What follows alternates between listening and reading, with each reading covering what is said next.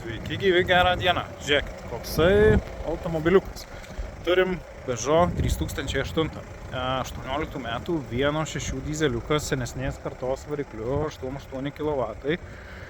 18 metų kainukė bus apie 12,7 plius minus. Turi gražų saloną, alinai odinį. Žiūrėkit, tikrai tvarkingas, gražus. Viduj priekį viskas taip pat gražu, švaru, tvarkinga, automatiniai pavarų dėžė. Keletas asistentų greitai parodom. Galinio vaizdo kamera, aklos zonos asistentas, juostos palaikymo asistentas, susidūrimo prevencija. Kas dar? Skaitmeninis ledinis skydelis, ridos turim 209 000, ridos fiksuotos iki pat pabaigos, visa istorija yra aptarnautas Peugeot atstovybės.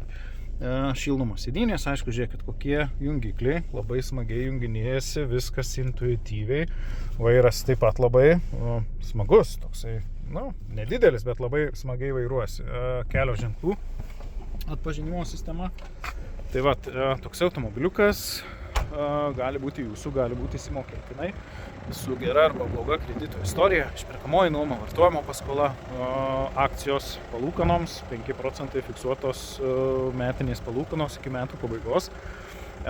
Įmonės, jeigu ieškot finansavimo, tai gali būti irgi jūsų automobiliukas, finansuojam ir įmonės. Gali būti mažoji bendrija, UAB ar taip toliau.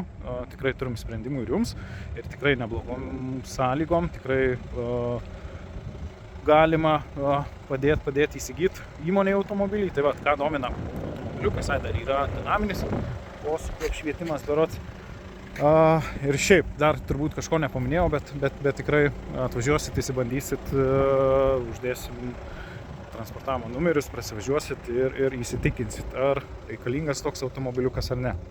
Tai vat, ką domina, kontaktai apačioj ir drąsiai rašot, klausit ir duosim atsakymą.